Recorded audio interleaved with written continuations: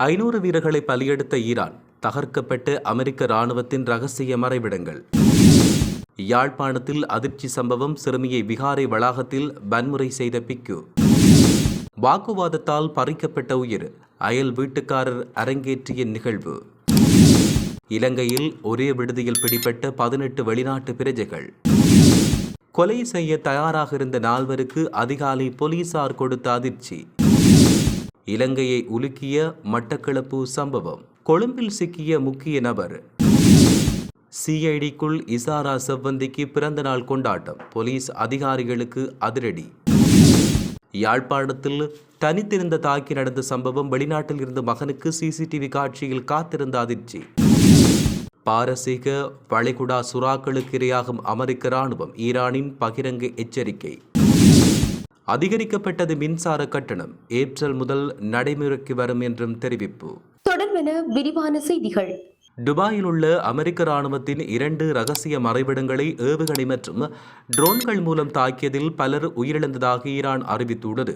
ஈரானின் புரட்சிகர காவல் படையின் கஸ்ரத் காதம் அல் அன்பியா மத்திய தலைமையகத்தின் செய்தி தொடர்பாளர் லெப்டினன்ட் கர்னல் இப்ராஹிம் ஜோல்பஹாரி இதை அறிவித்துள்ளார். அவரின் கூற்றுப்படி, பிராந்தியத்தில் உள்ள அமெரிக்க தளங்கள் மீது ஈரான் நடத்திய முந்தைய தாக்குதலை தொடர்ந்து அமெரிக்க இராணுவத்தினர் துபாயில் உள்ள 2 ரகசிய இடங்களுக்கு தப்பியோடி ஒளிந்தனர். முதல் மறைவிடத்தில் 400 வீரர்களும், 2வது மறைவிடத்தில் 100 வீரர்களும் என மொத்தம் 500க்கும் மேற்பட்ட அமெரிக்க வீரர்கள் அங்கு தங்கியிருந்தனர்.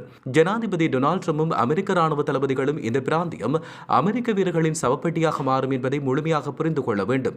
முன்னதாக நேற்று அபுதாபியின் கலீபா பொருளாதார மண்டலம் மற்றும் சவுதியின் பிரின்ஸ் சுல்தான் விமானப்படை தளம் மீதான தாக்குதலை தொடர்ந்து துபாயில் தாக்குதல் நடத்தப்பட்டுள்ளதாக ஈரான் கூறுவது வளைகுடா நாடுகளில் பெரும் பரபரப்பை ஏற்படுத்தியுள்ளதாக தெரிவிக்கப்படுகின்றது.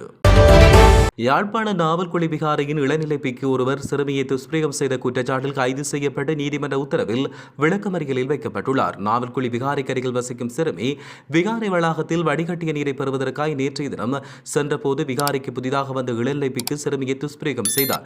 இது தொடர்பில் பாதிக்கப்பட்ட சிறுமி தனது தாயாரிடம் தெரிவித்த நிலையில் தாயாரால் சாவகச்சேரி காவல் நிலையத்தில் முறைப்பாடு செய்யப்பட்டுள்ளது. முறைப்பாட்டின் பிரகாரம் விசாரணை முன்னெடுத்த காவல்துறையினர் குறித்த இளநிலை பிக்குவை கைது செய்து இன்றைய தினம் சாவகச்சேரி நீதவானின் வாசல் தளத்தில் முற்படுத்திய போது பிக்குவை எதிர்வரும் 2ஆம் தேதி வரை விளக்கமறியலில் வைக்குமாறும் உத்தரவு பிறப்பிக்கப்பட்டுள்ளது. பிங்பத்த லெஸ்லி குணவர்த்த மாவட்ட பகுதியில் கூர்மையான ஆயுதத்தால் தாக்கப்பட்டு காயமடைந்த நபர் ஒருவர் பாணந்துறை வைத்தியசாலையில் அனுமதிக்கப்பட்ட பிற்பாடு உயிரிழந்தார். உயிரிழந்தவர் பிங்பத்தை பாணந்துறை பகுதியைச் சேர்ந்த 37 வயதுடையவர் என்று தெரிய வந்துள்ளது. குறித்த நபருக்கும் அயல் வீட்டைச் சேர்ந்த ஒருவருக்கும் இடையில் ஏற்பட்ட வாக்குவாதம் முற்றியதில் அந்த நபர் கூர்மையான ஆயுதத்தால் தாக்கி கொலையை செய்துள்ளமை ஆரம்பகட்ட விசாரணையில் தெரிய வந்துள்ளது. சடலம் பாணந்துறை வைத்தியசாலையின் பிரித அறையில் வைக்கப்பட்டதோடு சந்தேக நபரை கைது செய்வதற்கான மேலதிக விசாரணைகளை பிங்பத்த போலீசார் மேற்கொண்டு வருவதாக தெரிவிக்கப்பட்டுள்ளமையும் குறிப்பிடத்தக்கது. இணையவழி மோசடி குற்றச்சாட்டில் ஈடுபட்ட 18 வெளிநாட்டு பிரஜைகள் நீர்கொழும்பு பகுதியில் வைத்து போலீசாரால் கைது செய்யப்பட்டனர். நீர்கொழும்பு போலீஸ் பிரிவுக்குட்பட்ட ஒரு தங்குமிட விடுதியில் போலீசார் நடத்திய சோதனையின் போது இந்த கைது நடவடிக்கை மேற்கொள்ளப்பட்டது. இந்த குழுவில் 16 சீன நாட்டினரும் 2 கம்போடியர்களும் அடங்குகின்றனர். சோதனையின் போது போலீசார் கணனி உபகரணங்களை பறிமுதல் செய்துள்ளனர். சந்தேக நபர்கள் நீர்கொழும்பு நீதவான் நீதிமன்றில் முன்னிலைப்படுத்தப்பட்ட நிலையில் நீதவான் அவர்களை ஏப்ரல் 6ஆம் தேதி வரை விளக்கமறியலில் வைக்க உத்தரவு பிறப்பித்தார். மேலதிக விசாரணைகளை நீர்கொழும்பு போலீசார் மேற்கொண்டு வருவதாக தெரிவிக்கப்பட்டுள்ளமையும் குறிப்பிடத்தக்கது. நபர் ஒருவரை கொலை செய்ய திட்டமிடுவதற்காக ஒன்று கூடியிருந்த சந்தேகத்தின் பேரில் 4 பேர் மீடியாகொட போலீசாரால் கைது செய்யப்பட்டனர். இவர்கள் இன்று அதிகாலை கைது செய்யப்பட்டதாக போலீசார் தெரிவித்தனர். கைது செய்யப்பட்ட 4 மீடியாகொட பகுதியில் அமைந்துள்ள வெளிநாட்டில் தலைவராக இருக்கும் பாதாள உலக குழுவின் தலைவரின் சகோதரனின் வீட்டில் தங்கியிருந்த போது கைது செய்யப்பட்டுள்ளனர். கைது செய்யப்பட்டவர்கள் 22 முதல் 37 வயதுகள் என்று அடையாளம் காணப்பட்டுள்ளனர். அவர்களிடமிருந்து ஜெர்மனியில் தயாரிக்கப்பட்ட துப்பாக்கி ஒன்றும் 6 தோட்டாக்களும் மீட்கப்பட்டதாக போலீஸ் ஊடக பேச்சாளர் அலுவலகம் தெரிவித்துள்ளது. அத்துடன் சந்தேக நபர்களிடமிருந்து 50 கிராம் ஹெரோயின் போதைப்பொருள் போலீசாரினால் மீட்கப்பட்டுள்ளது. சந்தேக நபர்களை நீதிமன்றத்தில் முன்னிலைப்படுத்துவதற்கான நடவடிக்கைகளை போலீசார் மேற்கொண்டு வருவதாக தெரிவிக்கப்படுகின்றமையும் குறிப்பிடத்தக்கது.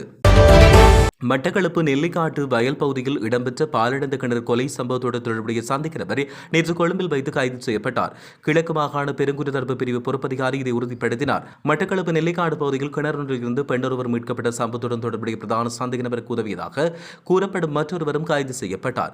கடந்த 20ஆம் தேதி கொக்கட்டிச்சோலை நெல்லிக்காடு வயல் பிரதேசத்தில் உள்ள பாலடைந்த கிணறொன்றில் இருந்து வவுணத்தீவு கொத்தியாமலை பிரதேசத்தைச் சேர்ந்த 26 வயது இளம் தாய் ஒருவர் உயிருடனும் ஏற்கனவே காணாமல் போனதாக கருதப்பட்ட மற்றொரு பெண் சடலமாகவும் மீட்கப்பட்டனர். அத்துடன் அந்த இளம் தாயின் 3 வயது 4 மாதம் நிரம்பிய சிறுமி வயல் பகுதியில் அழுது கொண்ட நிலையில் உயிருடன் மீட்கப்பட்டிருந்தார். சம்பவம் தொடர்பில் 26 வயதுடைய பெண், அவரின் 34 வயதுடைய கணவர், 22 வயதுடைய தம்பி என 5 பேர் உள்ளிட்ட 24 மணித்தியாலங்களுக்குள் கைது செய்யப்பட்டனர். மேலும் அவர்களிடமிருந்து 2 ஆட்டோக்கள், கார் 1, கோடாலி மற்றும் கூரிய ஆயுதங்கள் மீட்கப்பட்டன. கைது செய்யப்பட்டவர்களிடம் நடத்திய விசாரணையில் மறைத்து வைக்கப்பட்ட மயக்க மருந்துகள் மீட்கப்பட்டதுடன் முச்சக்கர வண்டி ஒன்றும் கைது செய்யப்பட்டது. மேலும் முச்சக்கர வண்டி ஓட்டுநர் ஒருவரும் கைது செய்யப்பட்டிருந்தார். அவரிடம் நடத்திய விசாரணையில் குறித்த சந்தேக நபர் கைது செய்யப்பட்டார். அவர் நேற்று இரவு வத்தளை பகுதியில் வைத்து சந்தேகத்தின் அடிப்படையில் கைது செய்யப்பட்டு மேலதிக விசாரணைகளுக்காக மட்டக்களப்புக்கு கொண்டு செல்லப்பட்டதாக போலீசார் தெரிவித்துள்ளமையும் குறிப்பிடத்தக்கது. பாதாள உலக கும்பலைச் சேர்ந்த கனேமுல்ல சஞ்சீவபின் கொலை சம்பவத்துடன் தொடர்புடைய பிரதான சந்தேக நபரான இசாரா சம்பந்திக்கு போலீஸ் பிரிவுக்குள் பிறந்தநாள் கொண்டாட்டத்தை நடத்திய குற்றச்சாட்டில் சம்பந்தப்பட்ட அதிகாரிக்கு எதிராக போலீசார் கடுமையான ஒழுக்காற்று நடவடிக்கைகளை ஆரம்பித்துள்ளதாக தகவல் வெளியாகியுள்ளது.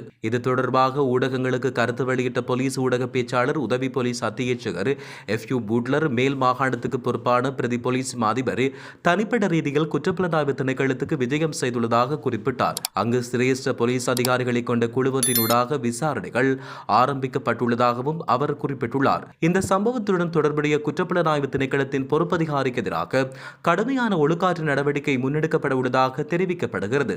போலீஸ் அதிகாரிகள் அரசு அதிகாரிகள் என்றும் அவர்கள் குற்றவாளிகளுடன் எவ்வித தொடர்புகளையும் பேண முடியாது என்றும் போலீஸ் ஊடக பேச்சாளர் உதவி போலீஸ் அத்தியட்சகர் FU பூட்லர் தெரிவித்தார்.